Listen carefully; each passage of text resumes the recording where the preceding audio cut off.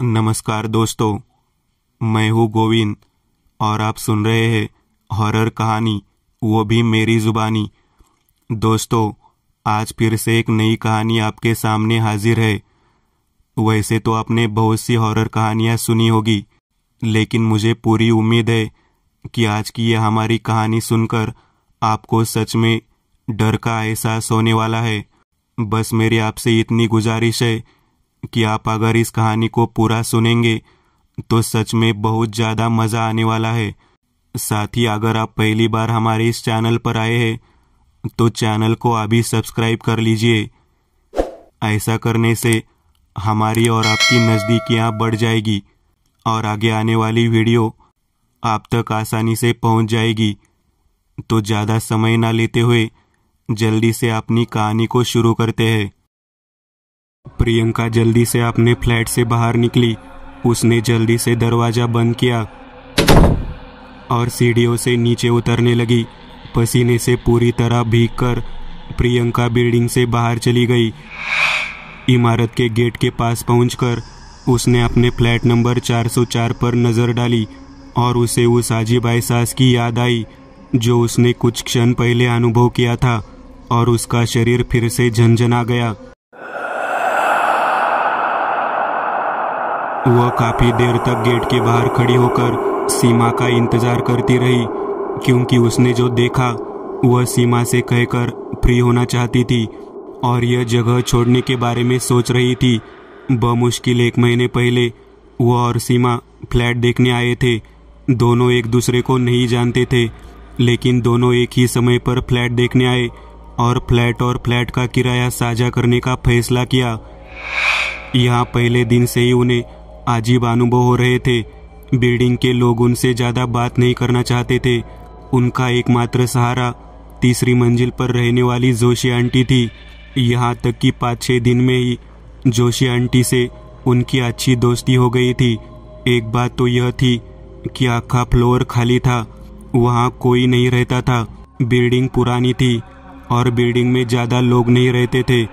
कुछ दिन पहले चौकीदार ने बिल्डिंग से कूदकर आत्महत्या कर ली थी, इसलिए वहाँ फिलहाल कोई चौकीदार नहीं था। प्रियंका गेट के पास एक बेंच पर बैठी सीमा का इंतजार कर रही थी, लेकिन उसने जो देखा था उसे याद करके कांप रही थी। उसने सच में नहीं सोचा था कि ऐसा कुछ होता है। 2 घंटे पहले प्रियंका फ्लैट में अकेली थी।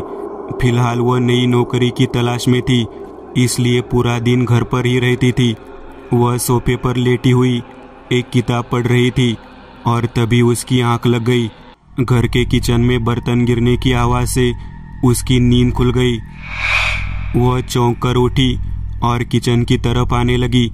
उसने किचन के दरवाजे से अंदर झांक कर देखा तो वह घबरा गई, क्योंकि किचन के फर्श पर 10 से 15 बड़े बड़े चूहे थे जो ची आवाजें निकाल रहे थे।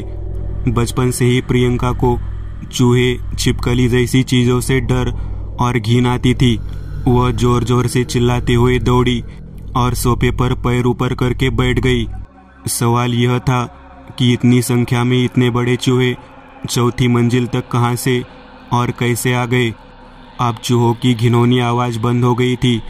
वह हाथ में छड़ी लेकर धीरे धीरे सावधानी से रसोई में वापस आई और वह आश्चर्यचकित थी, क्योंकि अब सभी बर्तन अपनी जगह पर थे और रसोई में कोई चूहा नहीं था।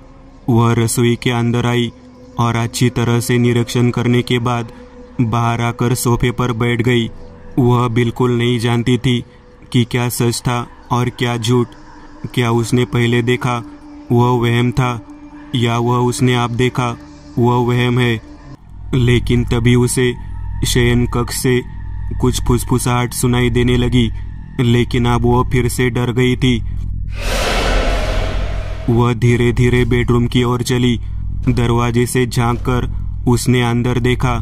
एक महिला पीछे बैठी अपने बालों की कंघी करते हुए शीशे में देख रही थी। उसके लंबे बाल उसकी कमर तक पहुंच रहे थे।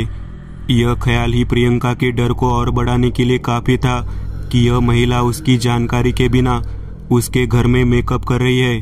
लेकिन न जाने क्यों वह औरत अब अपने बालों में जोर जोर से कंघी फिराने लगी। जो हरकत पहले थी उसकी जगह अब तेज दर्द ने ले ली। अब कुछ बाल कंघी में फंस गए और जमीन पर गिरने लगे, लेकिन उसने कंघी को जोर जोर से घुमाना शुरू कर दिया। कुछ ही पलों में उसने कंघी एक तरफ फेंक दी और अपने ही बाल खींचने लगी और जोर जोर से चिल्लाने लगी। जैसे ही उसकी खोपड़ी से उखाड़े गए बालों की जड़ से खून बहने लगा, चीखते चिल्लाते वो उठ खड़ी हुई और प्रियंका की तरफ मुड़ी, जो दरवाजे से ये भयानक नज़ारा देख रही थी। खून से लथपथ अपना चेहरा और सिर पर जगह जगह से कटे हुए बाल देखकर प्रियंका डर के मारे चिल्लाने लगी। महिला बिना किसी भाव के प्रियंका को ठंडी नजरों से देख रही थी। प्रियंका चिल्लाते हुए फ्लैट के दरवाजे की ओर भागने ही वाली थी। उसके पैरों में कुछ महसूस हुआ। उसने नीचे देखा और सहम गई। एक 2-3 साल का बच्चा उसके पैर के आसपास रेंग रहा था। मासूम लड़के के चेहरे के भाव बदलते देख प्रियंका का कलेजा चीर गया, क्योंकि धीरे धीरे 2-3 साल के लड़के के चेहरे पर झुर्रियां, बोहे, पलके और बाल सफेद होने लगे। उसने प्रियंका की ओर देखकर विकृत मुस्कान दी। प्रियंका जान हथेली पर लेकर दौड़ती हुई फ्लैट से बाहर निकली। वह आधे घंटे से सीमा का इंतजार कर रही थी।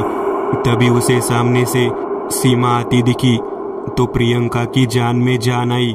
सीमा, अच्छा हुआ तू आ गई। प्रियंका ने कहा, आखिर क्या हुआ और तू यहाँ बाहर क्यों रुकी है? सीमा ने पूछा। मैंने आज फ्लैट में बहुत भयानक चीजें देखी, चलो इस फ्लैट को छोड़ दे।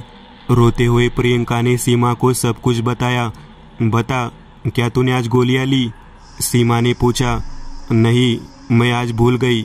ओह, इसलिए तुझे ऐसा महसूस हो रहा है। तूने मुझे बताया था कि तेरा इलाज चल रहा है और तूने गोलियां नहीं ली, इसलिए तुझे ऐसा महसूस हो रहा है। चल, मैं यहाँ हूँ, कुछ नहीं होगा।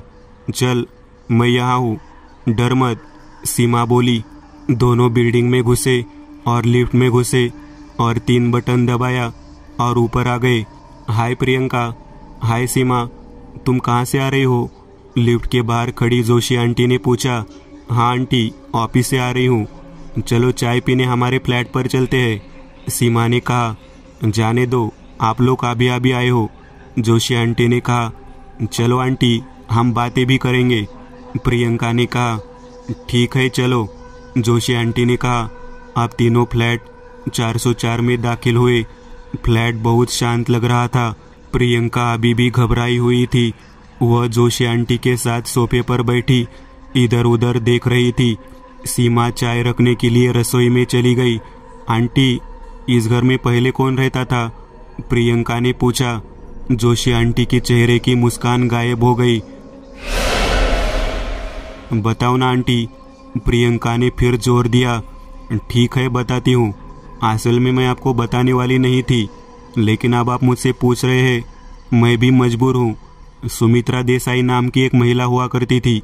लंबे बालों वाली, खूबसूरत दिखती थी। विधवा थी बेचारी। उसका एक 2 साल का बेटा था। कई लोगों की उस पर बुरी नज़र थी।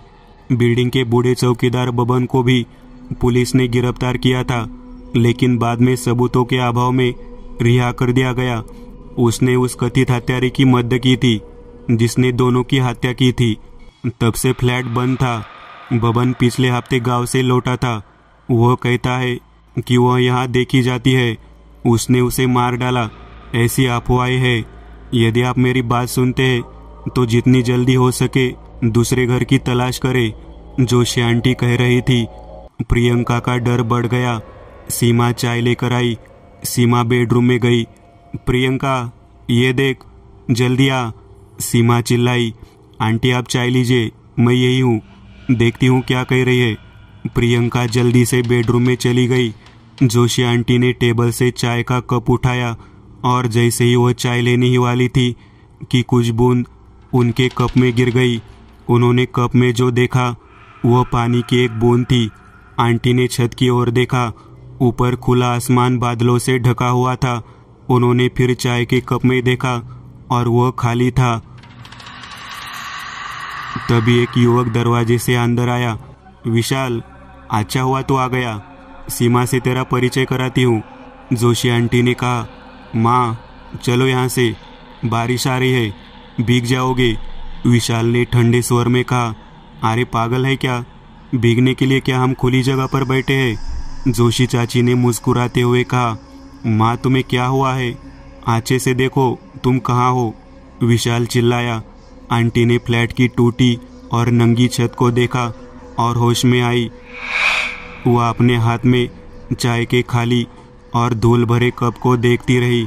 विशाल, मैं सच कह रही हूँ, वे दोनों अभी भी यही है। मुझसे आग्रह किया, चलो चाय के लिए चलते हैं, तो मैं भी आ गई। वे बेडरूम में होंगे, ठीक से देख, जोशी आंटी ने जोर से कहा। विशाल उनका हाथ पकड़कर बेडरूम के पास ले गया। अंदर मकड़ी के जालों से ढका एक सुनसान कमरा था। जोशी आंटी यह देखकर दंग रह गई। माँ, उन दोनों को गए हुए 2 साल हो गए हैं, तुम्हें वहम हो रहा है, चलो यहाँ से, विशाल उन्हें बाहर ले जाने लगा। आंटी, बिना चाय लिए जा रही हो, पीछे से आवाज आई। जोशी आंटी ने पीछे मुड़कर देखा। सीमा और प्रियंका सोफे के पास खड़ी थी। उनके चेहरे पर मुस्कान थी। अरे विशाल, वो देख, ये दोनों मुझे चाय पीने के लिए बुला रही है, आंटी कह रही थी। लेकिन विशाल बिना कुछ सुने उन्हें वहां से अपने फ्लैट में 3री मंजिल पर ले गया। विशाल, क्या हुआ, क्या आज फिर से माँ को वैसा ही महसूस हुआ, शिल्पा ने पूछा। कुछ नहीं, अब तो ये रोज की बात है। उन दोनों लड़कियों की इतनी आदत हो गई थी कि माँ अब भी मानने को तैयार नहीं है कि उन दोनों को गए हुए 2 साल हो गए हैं। हाँ, लेकिन वास्तव में उन दोनों का क्या हुआ, शिल्पा ने पूछा।